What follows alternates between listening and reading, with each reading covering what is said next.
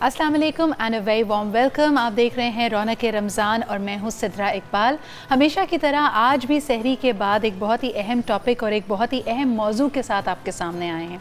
वैसे तो रमज़ान मुबारक में हमें ये एहसास होता है कि वक्त कभी बहुत धीमी रफ्तार से जा रहा है जब हमें रोज़ा लग रहा होता है, और जब हम इफ्तारी के करीब पहुँचते हैं और हमने तैयारी करनी होती है तब ऐसा लगता है वक्त को पर लग गए हैं।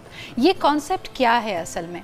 बार बार हमें ये एहसास क्यों होता है कि वक्त हमारे साथ आंख मिचोली खेल रहा है, कभी तेज़ कभी कम रफ्तार में? इसी हवाले से आज हम बात करना चाहेंगे, क्योंकि माशरे में भी अगर देखा जाए तो बहुत ज़्यादा प्रेशर्स हमें नज़र आते हैं। हर चीज़ का एक सही वक्त हमें बार बार सोसाइटी बताती है कि है। पढ़ाई करने का एक वक्त है, शादी करने का एक वक्त है, जायदाद बनाने का एक वक्त है। तरक्की करने के लिए आपको वक्त का सही इस्तेमाल करना ज़रूरी है। अपनी ज़िंदगी में हम नज़्म व ज़ब्त कैसे लेके आएँ, ये डिसिप्लिन हमें कैसे हेल्प कर सकता है? ख़ास तौर पे अगर हम अपने इर्द गिर्द देखें तो बच्चों को हम हर वक्त यही तनबीह करते नज़र आते हैं कि अगर उन्होंने ज़्यादा खेल कूद में वक्त सर्व कर दिया तो शायद वो अपनी ज़िंदगी को गंवा रहे हैं, उसको नाकाम बना रहे हैं। ये एक बहुत बड़ा सवाल है, ख़ास तौर पे वर्क लाइफ बैलेंस के लिए। इससे जुड़े हुए जो दीनी मसाइल हैं वो आप हमें भेज सकते हैं। एक दफ़ा फिर आपको कहना चाहूँगी, #QRR के साथ आप उसको ट्विटर पे भेजिए या फिर मुझे डायरेक्टली भेजिए @सिद्रा इकबाल, और हम अपने पैनल के सामने उनको रखेंगे। आज हमारे जो स्कॉलर्स हैं उनसे ये जानने की कोशिश करते हैं कि दीन ने हमारी कैसे रहनुमाई फरमाई है वक्त के सही इस्तेमाल के लिए। सबसे पहले उनको आपसे इंट्रोड्यूस कराती हूँ। आज एक दफ़ा फिर हमारे साथ मौजूद हैं मुफ्ती नूर रहमानी साहब, और आप ही के साथ तशरीफ़ रखते हैं अल्लामा हुसैन मसूदी साहब। आप दोनों की आमद का बहुत बहुत शुक्रिया। आपकी जो तशरीह होती है और जिस तरह आप लोग सवालात के जवाब देते हैं, लोग उसको बहुत पसंद कर रहे हैं। हमारे व्यूअर्स बहुत ज़्यादा फ़ीडबैक भेजते हैं आपके लिए, बहुत ही ज़्यादा पुरसताइश कॉम्प्लीमेंट्स आपके लिए आते हैं। और सबसे पहला सवाल भी आ चुका है, क्योंकि हम वक्त की बात कर रहे थे तो कहा गया है कि ज़रा ये बता दीजिए कि अज़ान इशा उसकी यानी नमाज़ अदा करने का वक्त कब तक होता है? कुछ लोग कहते हैं कि जी फजर के से 30 मिनट पहले तक इशा की नमाज़ पढ़ी जा सकती है, या फिर इस हवाले से आप क्या कहेंगे? लोगों की रहनुमाई कीजिए। नहमदुहु व नुसल्ली अला रसूलिहिल करीम, अम्मा बाद, फ़अऊज़ु बिल्लाहि मिनश शैतानिर रजीम, बिस्मिल्लाहिर रहमानिर रहीम। तमाम तारीफ़ें अल्लाह सुब्हानहु व तआला के लिए, और दुरूद व सलाम अल्लाह के रसूल हम सब के आका हुज़ूर मोहम्मद मुस्तफ़ा सल्लल्लाहु अलैहि व आलिहि वसल्लम पर। बहुत अच्छा सवाल कि इशा का वक्त कब तक है? तो इशा का वक्त सुबह सादिक तक है, यानी कि जो फजर की जो वक्त होता है जिसे हम कहते हैं सहरी बंद होना जी, उससे पहले तक है। और वो वक्त जो होता है ना, आप लोगों के लिए और आसान कर देता हूँ कि 1, 2, 3 ये जो टाइम होता है ना, 1, 2, 3 ये अल्लाह से मुलाकात करने का टाइम है। जब इस वक्त बंदा अल्लाह सुब्हानहु व तआला से नमाज में बातें करता है। कुरान भी बातें हैं, अल्लाह का कलाम का मतलब बातें। जब आप नमाज़ पढ़ते हैं ना, जिस तरह मोबाइल होता है, जब वाईफाई खुला होता है और आपके यहाँ का खुला होता है तो फ़ौरन कनेक्शन हो जाता है जी। उसमें एक सिम अच्छी हो या मोबाइल अच्छा हो, तो यहाँ भी एक सिम लगी हुई और पूरा दिल एक मोबाइल है, सही। वहाँ से सिग्नल्स आ रहे होते हैं, और जब आप 1-2 बजे रात को, वो वक्त होता है कि इसमें कोई एरर नहीं आता कोई एरर नहीं आता है, बड़ा मजबूत कनेक्शन होता है। और जब ये कनेक्शन मतलब मजबूत हो जाता है ना, तो बंदों को सजदे की लज्जत हो जाती है। बीबी फातिमा रज़ी अल्लाह तआला अन्हा फरमाती हैं, ईशा की नमाज़ पढ़ती है, उनके बारे में मशहूर है कि जब वो फजर की अज़ान सुनती थी, वो कहती थी, परवरदिगार तेरी रातें कितनी छोटी हैं कि फातिमा के सजदे पूरे नहीं हो पाते। सुभान अल्लाह। एक मरतबा अगर वो कनेक्शन लग जाए ना, तो फिर इसका भी बड़ा मज़ा इबादत होगा। आप सजदे में जाएंगे पुरसुकून, आपको मालूम होगा कि मैं वाहिद क़हार के सामने मौजूद हूँ, रब्बुल आलमीन के सामने मौजूद हूँ, राज़िक़ के सामने मौजूद हूँ, खालिक के सामने मौजूद हूँ। तो हसद नहीं होगा, बुग़्ज़ नहीं होगा, अदावत नहीं होगी, नफ़रत, क्योंकि एक जहन में बात है, रिस्क कोई छीन ही नहीं सकता जब मेरा कनेक्शन राज़िक़ से है। बेशक। तो ये वो तमाम दिलों को सुकून, हम कहते हैं अला बिज़िक्रिल्लाहि तत्मइन्नुल क़ुलूब, कुरान की आयत है, ये अल्लाह का जिक्र आपको सुकून देता है। तो ये जो सबसे बेहतर होगा ना मर्दों के लिए, औरतों के लिए, हर मर्द जाएँ मसाजिद में जाएँ जी, और वहाँ जाके। लेकिन एक तरफ पे कहा जाता है, सॉरी आपकी कतई कलामी हुई है कि आप यहाँ तो कह रहे हैं कि सुबह सादिक तक वक्त है, कहा यह भी जाता है कि अज़ान के बाद फ़ौरन नमाज अदा की जाए, उसमें ताख़ीर ना करें। अब ये बात अच्छा सवाल है, मैं वही वजाहत करने वाला था।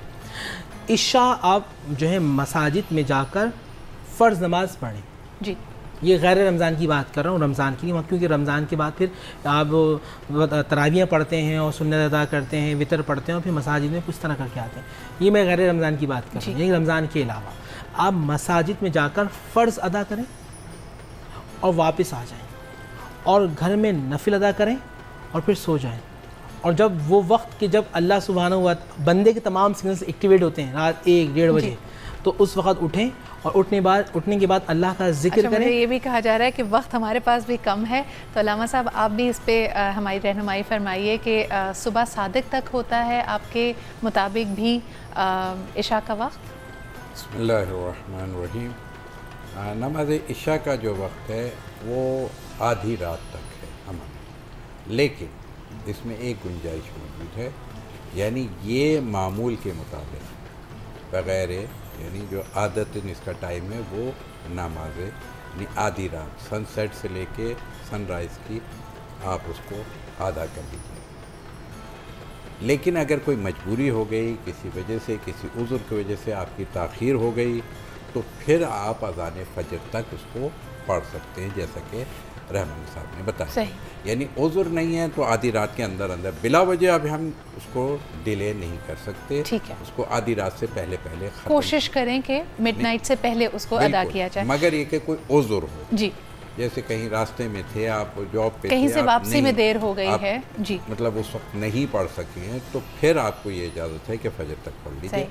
اور یہاں تک آدھی رات والا تعلق ہے تو یقیناً نماز شب بہت فضیلت نمازوں میں سے, نماز تہجد جسے کہتے ہیں, جتنی خیر و برکت رات کی طلب الاولیٰ سحر اللیالی, جس کو اپنی بلندی طلب ہے وہ راتوں کو پھر کیا ہے سجدوں میں کرے, ذکر الہی میں کرے, اپنا وقت جو ہے وہ بہترین یوٹیلائز کرے جو آپ کا موضوع بھی ہے.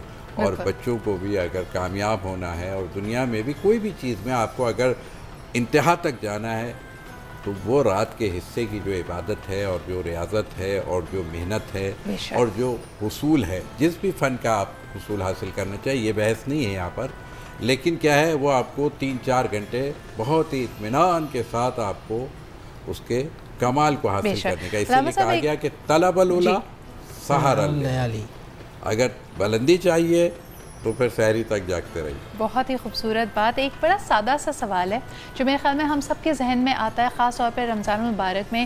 کچھ لوگ ہم سے علم میں آگے ہیں جو زیادہ بہتر جانتے ہوں گے اس کو, لیکن جب ہم نہیں جانتے تو یہی چیز فتنے کی وجہ بھی بن جاتی ہے اور لوگ ایک دوسرے کو صحیح طور پہ سمجھ نہیں پاتے. وہ کیا سوال ہے, ایک بریک کے بعد میں رکھوں گی آپ کے سامنے. آئی ایم شیور یہ آپ کے ذہنوں میں بھی ہوتا ہوگا, اور اس کی اصلاح اور اس کے لیے رہنمائی ہم اپنے پینل سے چاہیں گے. ایک چھوٹا سا بریک لیتے ہیں, ویل بی رائٹ بیک.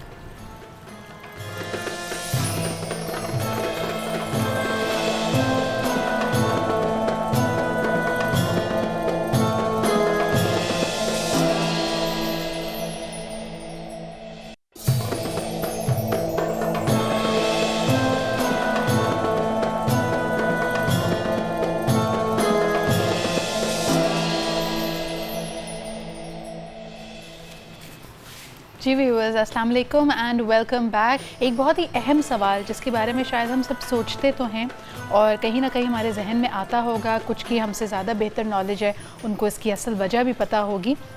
لیکن میں سمجھتی ہوں کہ یہ ایک ایسا وقت ہے, خاص طور پر رمضان مبارک کا, جب ہم انٹروسپیکشن کر کے ایک دوسرے کے قریب آ سکتے ہیں, لوگوں کو بہتر سمجھ سکتے ہیں. کیونکہ دنیا میں کبھی نہ کبھی کسی بھی وقت, اگر آج کل کے وقت میں دیکھا جائے, کوئی بھی پہر ہو رہا ہو, کسی نہ کسی شخص نے روزہ رکھا ہوا ہوتا ہے اور وہ عبادت الہی میں مصروف ہوتا ہے.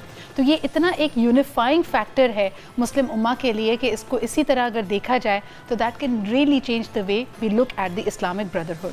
لیکن ایک سوال جس کا میں ذکر کر رہی تھی وہ یہ کہ جب بھی ہم کہتے ہیں کہ اس وقت فقہ حنفی کے مطابق روزہ افطار کا وقت یہ ہے اور فقہ جعفریہ کے مطابق یہ ہے, یہ فرق کیوں ہے ہم میں سے کئی لوگ شاید نہیں جانتے. اس کی تشریح کیا ہے, اس کی بیسس کیا ہے, اور اگر ہم اس کو نہیں جانیں گے, لیک آف انفارمیشن کی وجہ سے اسی بات کو ایک تفرقے کا, ایک فتنے کا باعث بھی لوگ بنانے کی کوشش کرتے ہیں. تو میں چاہوں گی کہ آج ہمارا پینل تھوڑی سی اس پہ روشنی ڈالے اور ہمیں یہ سمجھائے کہ یہ فرق ہم کیوں رکھتے ہیں, دونوں فقہ مختلف اوقات میں روزہ افطار کیوں کرتے ہیں. اگر مفتی صاحب پہلے آپ شروعات کیجیے.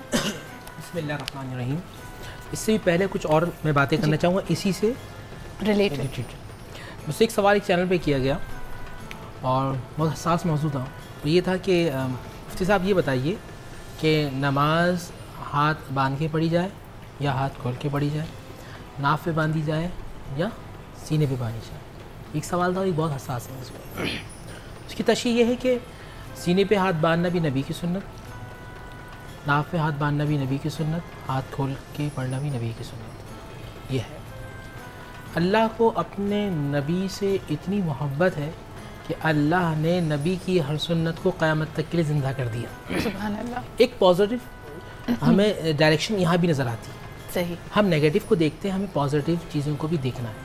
بے پھر وہ صاحب اب اس میں روایات میں ہے معاملہ. علامہ صاحب جو روایت بیان کریں گے یا جو میں روایات بیان کروں گا وہاں معاملہ آتا ہے روایات کا. اب ہمیں ایسا نہیں ہونا چاہیے کہ ہم ایک دوسرے کی روایت کو جڑ سے اکھاڑ کے پھینکتے ہیں کہ نہیں جی آپ غلط ہیں اور میں ٹھیک ہوں. صحیح نہیں، ڈفرینٹ اسکول آف تھاٹ ہے. نبی پاک صلی اللہ علیہ وآلہ وسلم کو ایک صحابی رسول آئے جو بھی غیر مسلم ہے، آئے نبی کو دیکھا، کلمہ پڑھا اور دیکھا کہ نبی پاک صلی اللہ علیہ وسلم سینے پہ ہاتھ باندھ کے رفع دین کر رہے ہیں. وہ واپس چلے گئے اور کبھی زندگی میں نہیں آئے کیونکہ اتنی دور رہتے تھے. اور جا کے انہوں نے ساری زندگی بتایا کہ اللہ ایک ہے، رسول پاک صلی اللہ علیہ وسلم اللہ کے رسول ہیں اور یہ نماز کا طریقہ ہے. صحیح. اور وہ ساری زندگی رفع دین کرتے رہے، سینے پہ ہاتھ باندھ کے نماز پڑھتے رہے. مجھے کہنے کا حق حاصل نہیں ہے کہ میں ان کو کہوں کہ وہ غلط نماز پڑھتے تھے، کیونکہ رسول اللہ صلی اللہ علیہ وسلم کو دیکھا. کوئی ان کو جا کے بتائے گا بھی، وہ کہیں گے میں نے تو اپنے آقا کو اسی طرح دیکھا، بے شک. مجھے موت قبول ہے مگر میں آقا کا طریقہ نہیں چھوڑ سکتا. تو ایک صحابی آئے، میں مثال دے رہا ہوں، انہوں نے دیکھا نبی پاک صلی اللہ علیہ وسلم ہاتھ کھول کے نماز پڑھ رہے ہیں.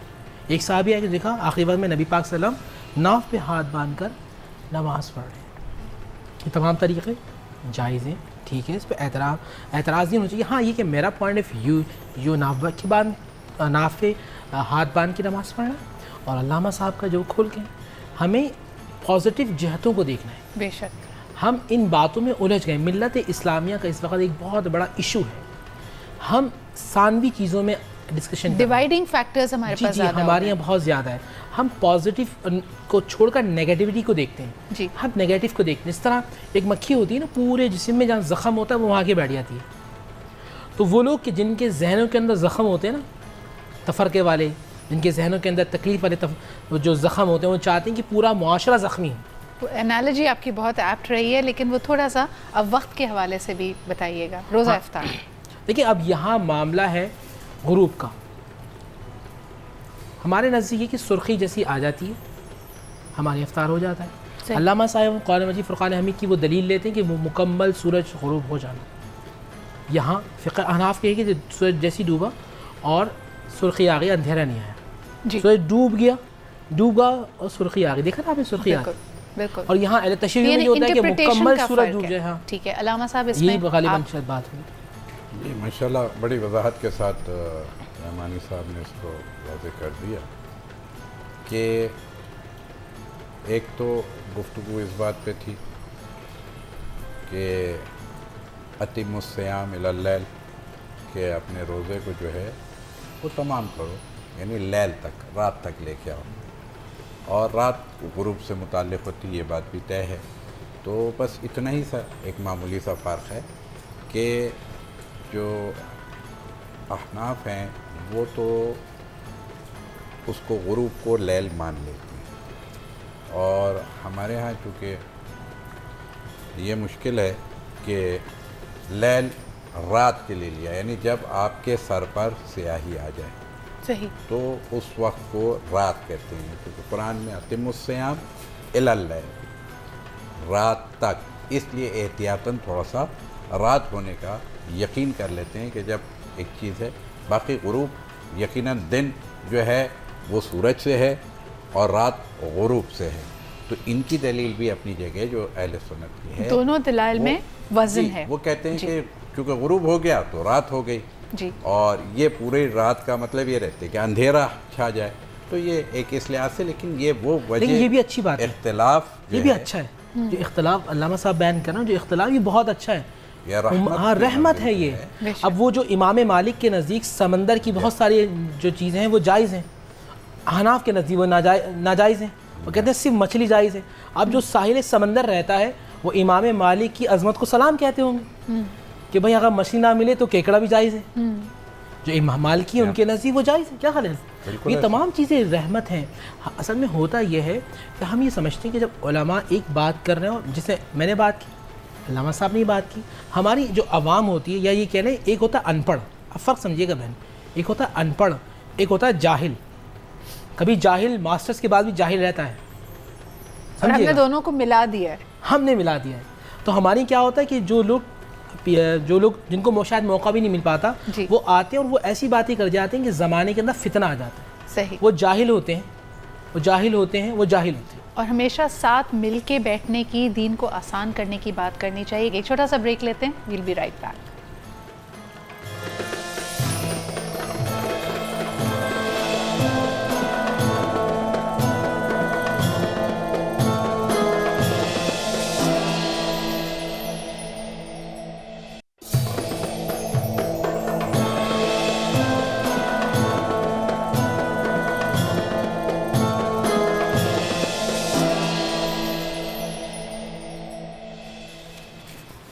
جی ویورز السلام علیکم اینڈ ویلکم بیک. کالر ہمارے ساتھ ہیں, یوں سے بات کرتے ہیں.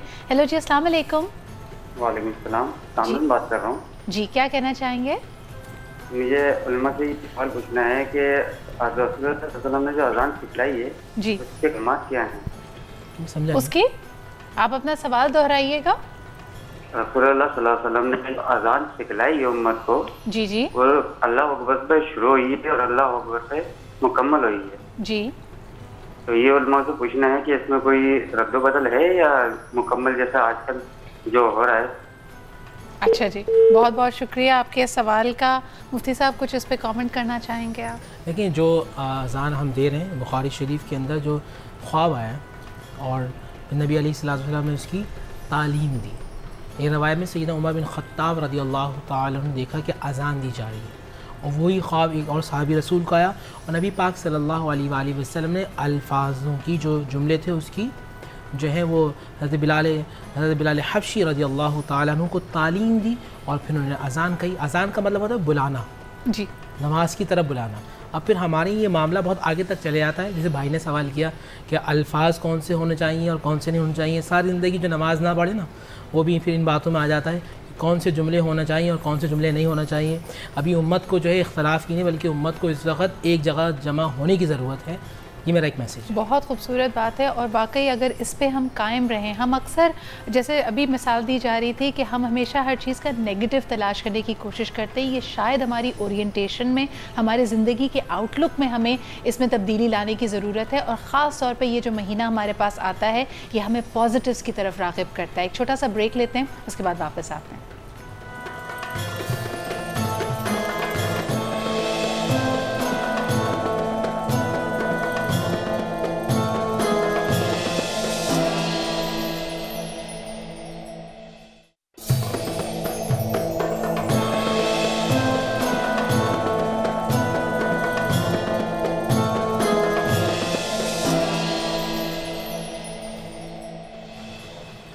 Welcome back after the break. آپ دیکھ رہے ہیں رونق رمضان, اور یہاں پہ ہم بات کر رہے ہیں وقت کی اہمیت کے حوالے سے.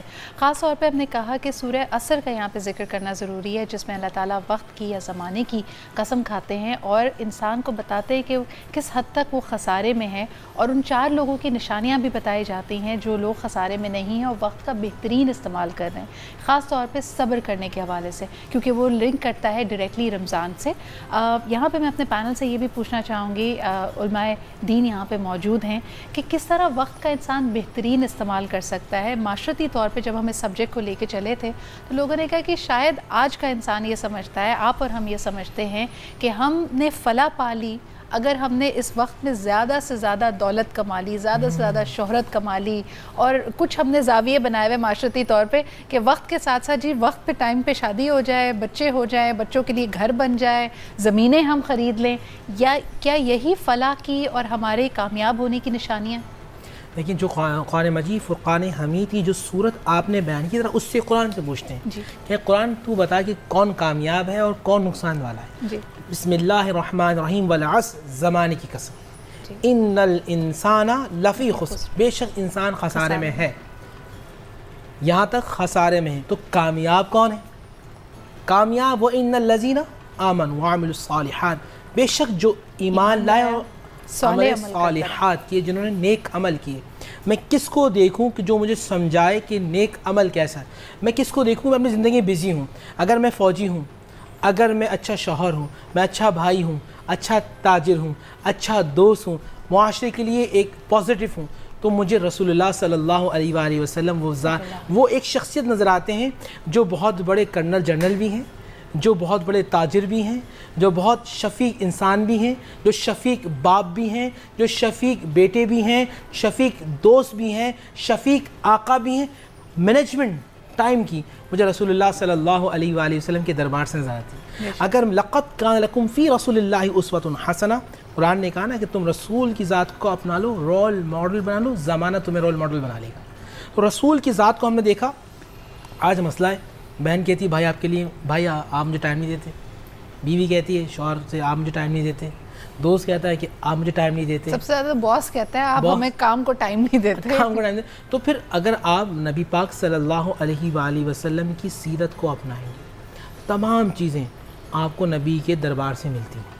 عمل صالحات کا مطلب نیک عمل، نیک سوچ، نیک فکر. جی، ہمارے اور یہی بات اگر سوچ کا معاملہ رہا. علامہ کے ساتھ پاس لے کے جاؤں تو اس پہ تھوڑا سا اضافہ یہ کر دیجئے کہ ہم جو اکثر یہ جملہ سنتے ہیں یا فکرہ سنتے ہیں کہ وقت میں سے برکت ختم ہو گئی ہے، یہ کیا معاملہ ہے؟ کیا واقعی وقت میں سے برکت نہیں ہے، وقت سمٹ گیا ہے، سکڑ گیا ہے؟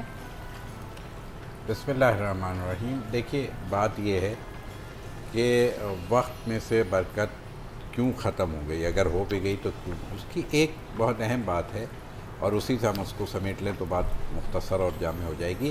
کہ دیکھیے ایک چیز یہ ہے کہ حضرت علی کا ایک قول یہاں پہ پہلے میں نقل کر دوں کہ آپ فرماتے ہیں کہ اپنی اولادوں کو کیا ہے اگلے زمانے کے لحاظ سے ترتیب دو، تربیت کرو، یعنی زمانے سے آگے رکھو. اس کا فائدہ کیا ہوگا کہ جب تم اپنے معاشرے میں اپنے زمانے کے لحاظ سے زندگی گزار کے چلے جاؤ گے تو زمانہ آگے جائے گا. اگر بچے کی تربیت آپ نے اگلے زمانے کے لحاظ سے نہیں کی تو زمانہ آگے ہوگا، بچہ پیچھے ہوگا، احساس کمتری ہوگا. اور جب ایک مرتبہ زمانے سے آگے ہوگا تو بچہ آگے ہوگا، زمانہ اس کے پیچھے ہوگا. تو یہ خدا کی بھی مقصد کیا ہے کہ انسان کے پیچھے، یعنی بڑے آدمی ہم کو بڑا بننا چاہیے کہ ہم لوگوں کو گائیڈ کریں، نہ یہ کہ ہم لوگوں سے لیں. اب رہ گیا کہ کیوں یہ برکت ختم ہو گئی، تو اس کی ایک وجہ یہ ہے کہ صبح سویرے نہ اٹھنا. یہ بہت چھوٹی سی بات ہے، لیکن اس کو جس کو کہتے ہیں نا کہ ہمارے معاشرے میں کیا ہے، اسلام بہت ہے، مسلمان کوئی نہیں. صحیح. اور یورپ میں اسلام نہیں ہے، مسلمان سب ہے. یہ کیا مطلب ہے اس کا؟ اس لیے کہ جو پریکٹیکلی اسلام کو انہوں نے لے لیا ہے اور ہمارا اسلام صرف زبان تک رہ گیا ہے. یعنی تعلیمات کو انہوں نے اپنی زندگی میں تعلیمات کو اپنایا ہے اور ہم نے اس تعلیمات کو چھوڑ دیا. ان تعلیمات میں ایک تعلیمات میں کیا ہے، early to bed early to rise. آج بھی وہاں کا کلچر، وہاں 7 بجے آفیسز سمجھیں شروع ہو جاتے، چہل پہل نظر آتی ہے. جی 8 بجے یعنی فیکٹریز 7 بجے ان کی سٹارٹ ہو جاتی ہیں، 4 بجے آف ہو جاتی ہیں. ایک تو یہ کہ وہ سورج کی روشنی سے استفادہ کرتے ہیں، ویسے بھی انرجی کو سیو کرتے ہیں، اور رات کے حصے میں اپنے گھر میں جائیں تو بہت اچھی بات ہے. ہم نے کیا کیا، اب ہمارے یہاں 11-12 بجے تک تو بازار کھل ہی نہیں رہا ہے. کیا جی نہیں، ابھی تو کوئی دفتر میں آئے نہیں ہوگا، صاحب آئیں گے 11 بجے، بڑے صاحب آئیں گے 12 بجے، اور پھر آپ لوگ آئیے 1 بجے، تو آدھا دن تو ویسے ہی گزار دیتے ہیں. تو یہ بہت بڑا المیہ ہے. اگر ہم اس چیز کو تھوڑا سا اپنا لیں کہ ہم سویرے اٹھ لیں تو دیکھیے گا آپ کہ آپ اپنے کام کر کے فارغ ہو جائیں گے. کچھ دن، 1 دن 2 دن آپ خود اپنا کے، ہم سب کو چاہیے جس کا بھی اس کو سمجھنا ہے پریکٹیکلی اپنا لے. اور وہ بھی دیکھیں کہ رمضان المبارک کتنا بہترین آپ کو موقع دیتا ہے. یہی آپ سحری میں جلدی اٹھ رہے ہیں، اپنے کام اسی وقت شروع کر دیجئے. کام اسی وقت شروع ہو جا رہا ہے نا، دفتر سٹارٹ ہو جا رہا ہے 2 بجے 3 بجے سب لوگ گھر میں آ کے سکون سے اپنا بیٹھے ہوئے، تو کام تو اتنا ہی کرنا ہے. تو یہی پریکٹس کو جو رمضان میں آپ کو ورکشاپ آپ کی لگا دی گئی ہے، تو اگر آپ اس کو اپنا لیں، اور اٹھنے کے لیے انسان کے بہترین ٹائم جب تک کہ اپنے امور میں نظم پیدا کرو. یہ مولا علی کا قول بھی ہے کہ اپنے کاموں کے اندر نظم کو پیدا کرو. یہ نظم کے بغیر ٹائم مینجمنٹ نہیں ہو سکتی. نماز 5 وقت کی نماز، یہ کیا ہے؟ ٹائم مینجمنٹ نہیں ہے تو اور کیا ہے؟ اب آپ کو صبح کب اٹھایا جا رہا ہے؟ فجر کے وقت. ابھی سورج نکلنے میں بھی 1.25 گھنٹے باقی ہیں. آپ کو کتنی دیر پہلے اٹھا دیا خدا نے. اب ٹھیک ہے، کبھی تھک گئے تو آدھا گھنٹہ زیادہ سو لیجیے آپ. 1 گھنٹہ زیادہ سو لیجئے پھر بھی قضا نہیں ہوگی، یعنی قضا تو نہیں کرنی ہے فجر کی نماز. تو جب قضا نہیں کرنی ہے تو یقیناً آپ کو کتنا سویرے اٹھنا ہے کہ سورج سے پہلے اٹھ جانا ہے. سورج، اور یہ بات، یہ حضرت علی کا قول بھی یہاں پہ پھر مجھے یاد آ جاتا ہے کہ آپ فرماتے ہیں کہ اے سورج تو نے کبھی مجھے سوتا بنا جب یعنی تو جب نکلا تو میں نہیں سو رہا تھا، میں نے تجھے نکلتے دیکھا. اے سورج تو نے کبھی مجھے اٹھتے ہوئے نہیں دیکھا. ہمارے پاس معاملات الٹے ہاں ایسا ہی. تو بات یہ ہے کہ نماز، یہ 5 وقت کی نماز ہم جو بیچ میں ڈسٹرب ہو جاتے ہیں نا. اچھا ایک تھوڑا وہ سوشل ایشو کی طرف دوبارہ، کہ جس طرح ہمارے دوسرے مہمانوں نے بھی کہا کہ دنیا نے، معاشرے نے چیزوں کو تعین کیا ہوا ہے کہ جی جیسے آج جو شخص کام کر رہا ہے اس کو کہا جاتا ہے کہ بھئی 35-40 سال کی عمر تک تم نے اپنا گھر بنا لینا ہے. یہ جو ہم نے وقت کے خود ہی ایک طرح سے مائل سٹونز بنائے ہوئے ہیں، کیا یہ صحیح ہے اور دین کی مناسبت سے اس کو کس طرح دیکھا جائے؟ کیونکہ ہم تو کہتے ہیں کہ جی اللہ تعالیٰ نے ہر چیز تمہارے نصیب میں پہلے لکھ دی ہے، وقت سے پہلے نہیں ملے گی، نصیب سے زیادہ نہیں ملے گی. یہ دونوں باتیں کس طرح میل کھاتی ہیں؟ اس کو علامہ اقبال صاحب نے اس کی وضاحت کر دی ہے کہ اپنی تقدیر اپنی تدبیر سے لو. صحیح. یہ تقدیر کا جو ہم لوگوں نے بہت عجیب و غریب کانسیپٹ ہے معذرت کے ساتھ، اور خود ہی کو کر بلند اتنا، خدا بندے سے خود پوچھے بتا تیری رضا کیا ہے. یہ مطلب کیوں ہم نے یہ سمجھ لیا ہے کہ جی ہمیں ترقی نہیں کرنی، کیوں ہم نے یہ سمجھ لیا ہے کہ جی ہمیں اچھے گھر میں رہنا ہی نہیں، کیوں ہم نے یہ سمجھ لیا ہے کہ اسلام میں کیا میرے رسول نے اچھی سواری نہیں رکھی، کیا اہل بیت اطہار نے اچھی سواریاں نہیں رکھی، کیا رسول نے اچھا لباس نہیں رکھا. ٹھیک ہے، یہ بالکل مشکل ہے. یہ جو کانسیپٹ ہمارے یہاں دے دیا گیا ہے وہ عجیب و غریب ہے کہ نہیں بس یعنی بالکل غربت کی طرف چلے جاؤ. نہیں، حضرت علی، یہ میں بالکل کلیئر کہنا چاہوں گا کہ حضرت رسول خدا نے ملکۃ العرب سے پہلی شادی جو کی ہے ملکۃ العرب سے کی ہے انہوں نے، اور پھر حضرت علی جب انتقال کر کے گئے ہیں تو ان کی وصیت نامے کو دیکھ لیں تو اس کے اندر کتنے باغات چھوڑے ہیں. وہ لوگ اپنے اوپر نہیں لگاتے تھے، وہ بانٹتے تھے راہ خدا میں. یہ اس کا مطلب یہ نہیں کہ ان کے پاس تھا نہیں، ایسا نہیں ہے. صحیح. ان کے پاس تھا اور وہ بانٹ دیتے تھے، اپنے لیے زیادہ وہ رکھتے نہیں تھے. یعنی اس میں، اور جس طرح آپ وقت کی بات کریں یا اپنے مال و دولت کی بات کریں، اگر دوسروں پہ صرف کریں گے، کمیونٹی کو دیکھنے کی طرف کوشش کریں گے، لوگوں کے ویلفیئر کے لیے کام کریں گے تو اس میں اپنے آپ برکت پڑے گی. یہ ویلفیئر والے میں ایک جملہ کہہ دوں کہ یہ مدینے میں آج بھی 5 کنویں ہیں جس کو بڑا مشہور ہے، جہاں ہر جو بھی مدینے سے اگر احرام لے کر کے مکہ آتا ہے خانہ خدا میں حج اور عمرے کے لیے تو مسجد شجرہ جسے آبیار علی کے نام سے، وہاں اس میقات کا نام ہے آبیار علی. بہت بہت شکریہ. بہت مشہور، اور وہاں پہ پورے شہر کو وہ سیراب کرتا تھا. بہت شکریہ علامہ صاحب، بہت بہت شکریہ مفتی صاحب. دل تو چاہتا ہے ہمارے پاس سیگمنٹ میں زیادہ وقت ہو، لیکن وقت کی کمی کے باعث ہم بار بار یہ کہنا چاہیں گے کہ اس کی قدر کیجئے، اس کا بہترین فائدہ اٹھائیے، اور آپ کی کامنٹس اور فیڈ بیک کا بہت بہت شکریہ. کل انشاءاللہ تعالیٰ پھر آپ کے ساتھ ہوں گے. #QRR کے ساتھ آپ اپنا سوال بھیج سکتے ہیں جو کہ اس سیگمنٹ میں ہم انکلوڈ کریں گے. کل تک کے لیے مجھے اجازت دیجیے، اپنا خیال رکھیے. خدا حافظ.